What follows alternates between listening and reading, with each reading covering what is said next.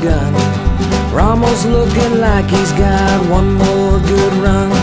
His hips are a little shaky, but his heart is still true. Oh, how that dog loves hunting with me and you. Sporting dog adventures, run boy run. Everything you need is here under the sun. Hey, this is Jeff Fuller of Soggy Acres Retrievers and Sporting Dog Adventures TV. We have had a great run showing our love for dogs with our show, our podcast, our social media, and all of that is based on Soggy Acres Retrievers. We proudly bring this podcast to you by Soggy Acres Retrievers and ask you, if you are looking for training, boarding, or a yellow, black, or chocolate Labrador Retriever puppies, please check out soggyacres.com. Remember, everyone deserves a soggy dog. Hey, welcome to the Sporting Dog Adventures podcast. I am your host, Jeff Fuller of Soggy Acres Retrievers. And I really struggled with the topic this week, but ultimately ended up, as I looked outside and it was raining, wanting to talk about your favorite weather when you waterfowl hunt.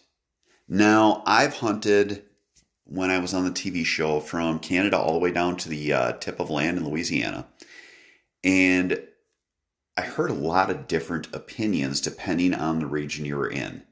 Now, I don't know why people quantify what the perfect weather is, but when we're up here in Wisconsin, I really like, and most of the people I hunt with, like a day where you've got a low ceiling, maybe a little rain, not a heavy rain, but enough where basically you have weather that is keeping the birds flying lower. I don't know why that is. That seems to be the best hunt I've had when I'm hunting in Wisconsin. And I usually will hunt until the weather gets to the point where it stops raining, if it's going to in the morning, because I've also seen where you do good in the morning, birds are flying low, they're right there, they don't really want to move. Again, we're hunting water, so maybe that's part of it too. But the birds are staying low to the deck. They aren't as wary. And then I also see a huge push of birds when it stops raining.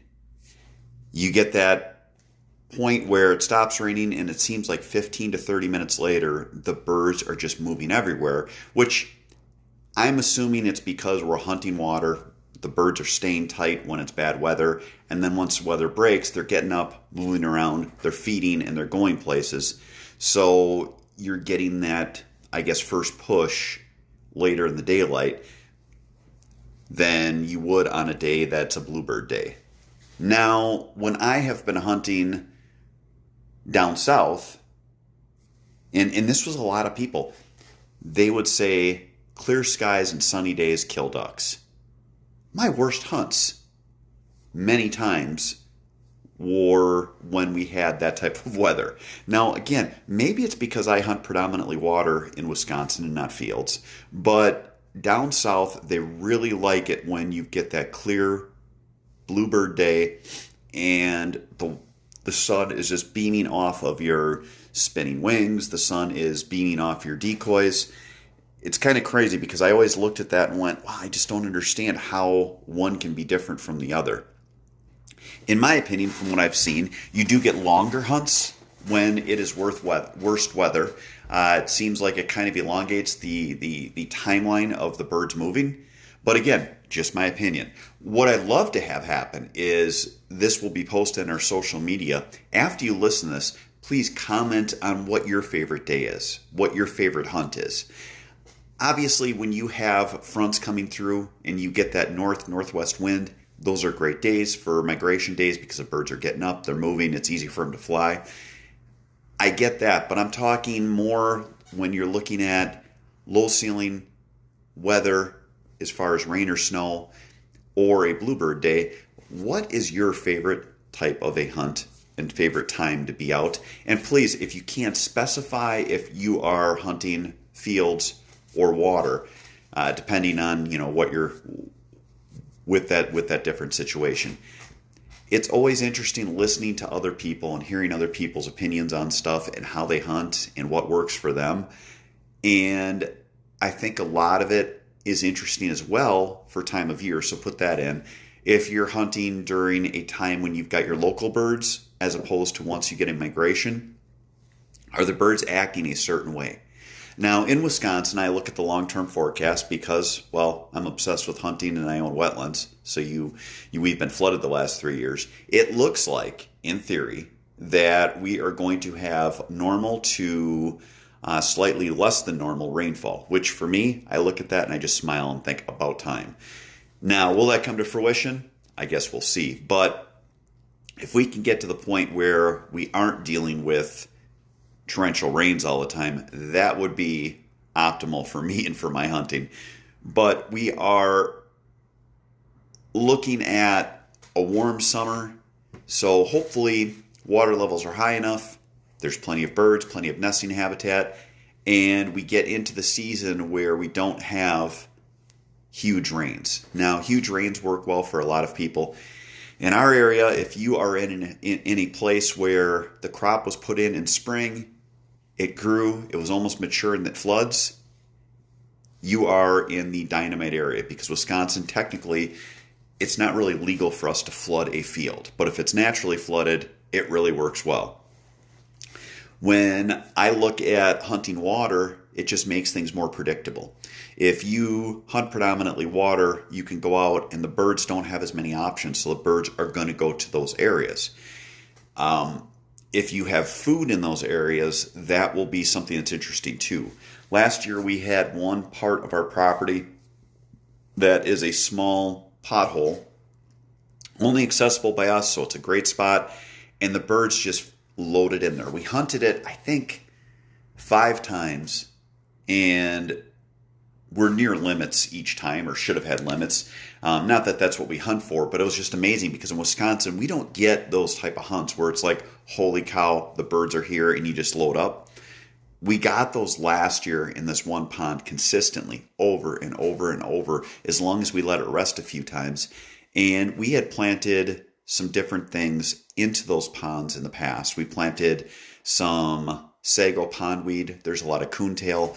I'm assuming that between what we planted with the sago and the invertebrates that live in the other native species, that the ducks were just feasting in there. And that is someone that is, it's really interesting as far as watching them. And it'll be interesting as well to see if that translates into something this year, if we again have regular water levels or lower water levels, to see if this is a pattern we're going to have.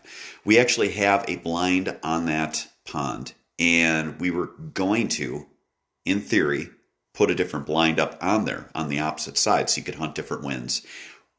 I made the decision we're not going to do that this year. We're going to see what it looks like next year, see how the hunt goes, and then we'll see how we do to really, I guess, give it a chance so that we don't put a ton of time and resources into something that doesn't come to fruition. So it will be interesting. It will be something that I guess I'm curious on, and I'll probably kick myself for not putting that second blind in this year.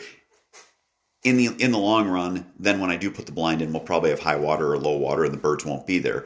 But just wanted to get more of a pattern on it so I could see where we felt the best spot was for whatever predominant wind we're dealing with. So again, exciting stuff being able to plan out. I've been told by a few of my buddies that I am obsessed with hunting, and I'm already planning out where I'm going to deer hunt during our gun deer season in November. I'm already planning out my strategies and getting guys in line for dates for our first teal season and after that big duck season. It's something that this time of year to me is like kid in a candy store. We work on our blinds. The anticipation starts to build.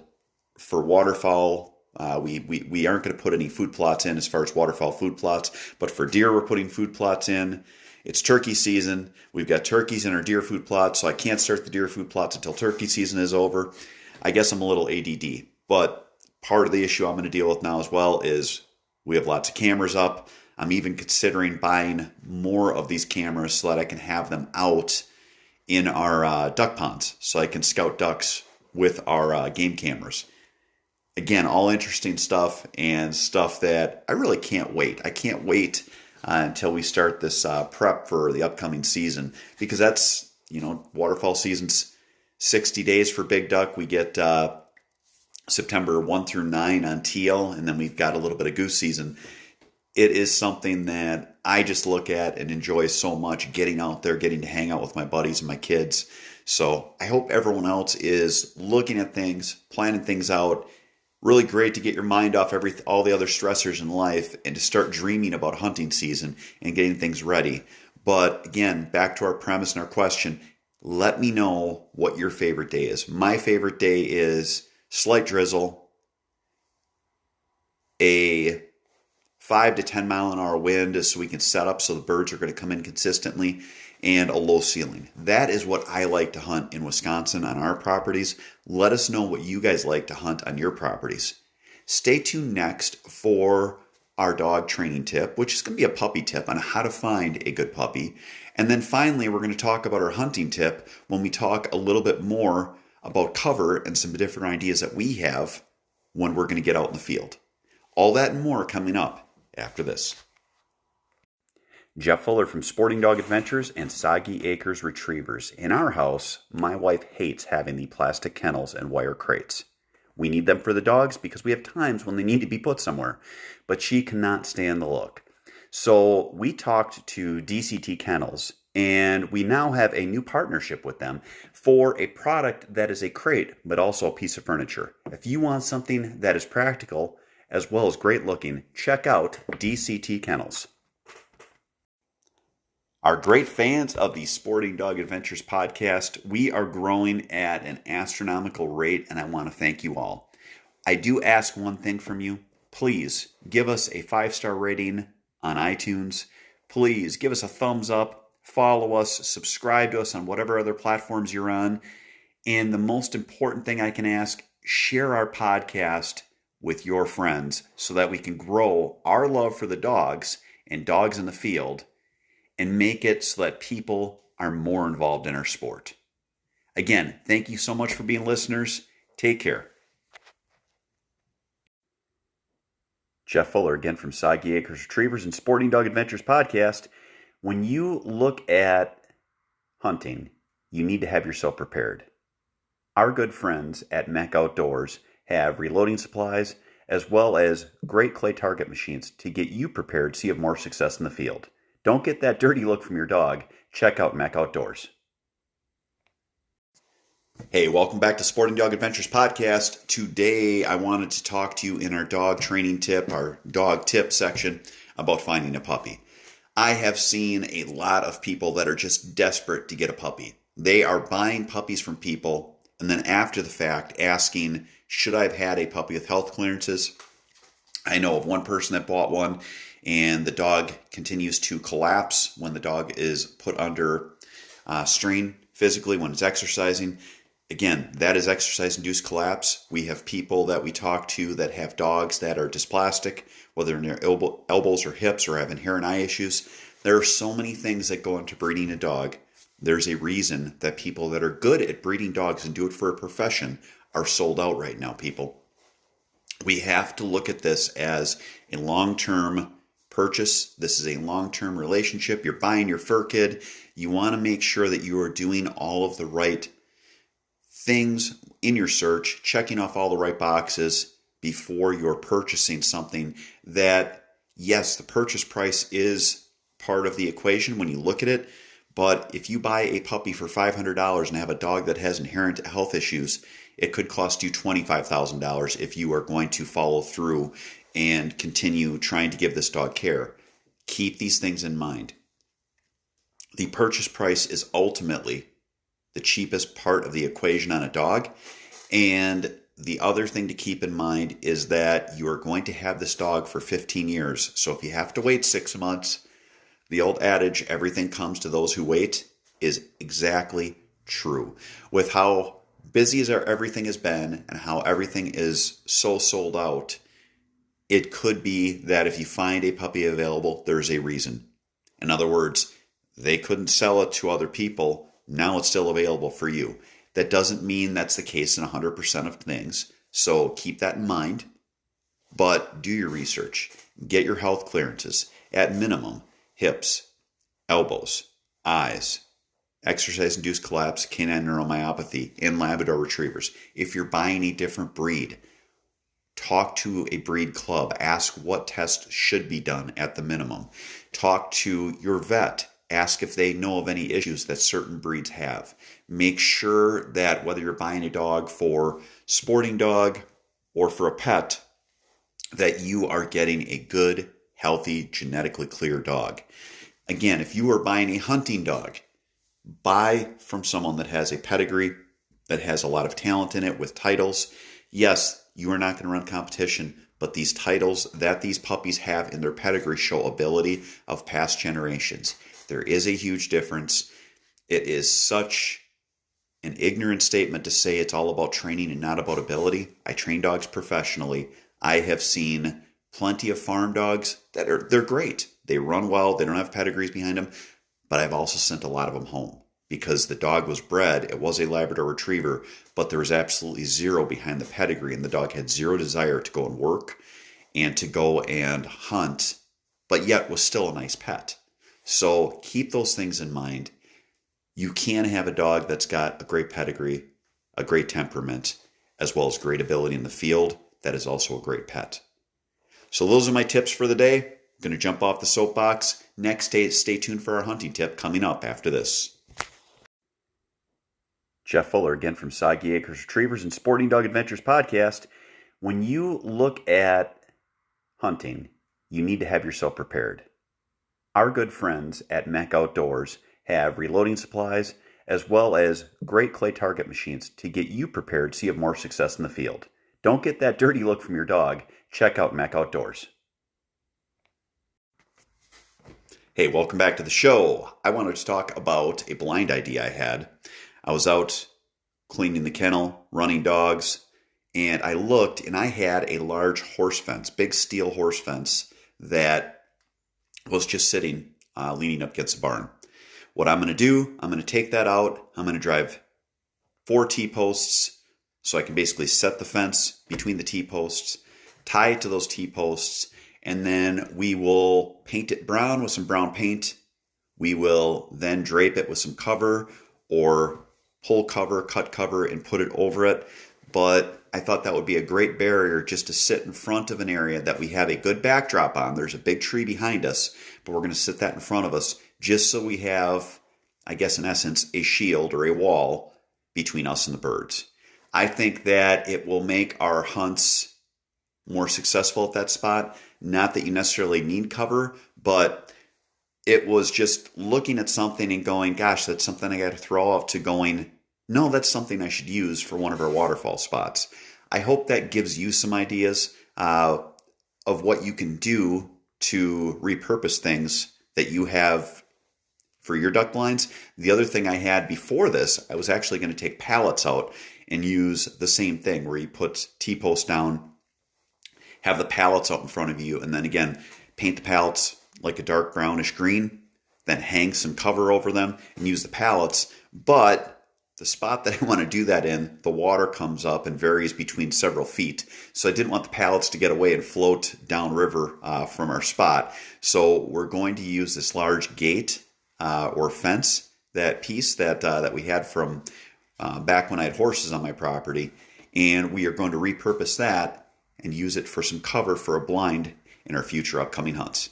Hope that helps. Thank you so much for listening to today's show. I really appreciate you guys checking in. Please share our podcast with everyone you know. Give us great ratings. Everyone take care. Have a great week, and God bless. Sporting dog adventures, run, boy, run. Everything you need is here under the sun.